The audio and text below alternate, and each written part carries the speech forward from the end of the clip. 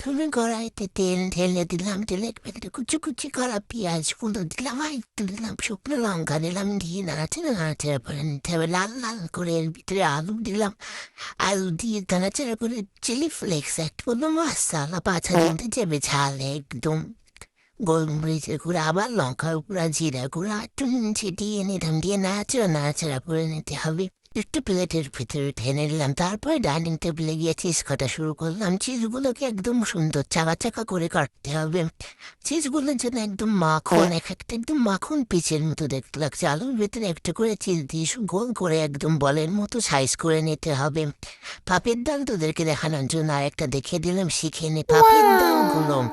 তারপরে এগুলোকে একটা বাটিতে নিতে হবে, কর্নফ্লোয়ারের সাথে একটু পানি দিয়ে গোল করে গুটি দিই পরে সাদা পানিতে এগুলোকে গোচর করিয়ে তারপরে জামা কাপড় পরিয়ে দিতে হবে। তারপরে এগুলোকে একদম তেলে ছেড়ে দিলাম, ছেড়ে দিয়ে একদম লাল লাল করে ভেজে নিতে হবে।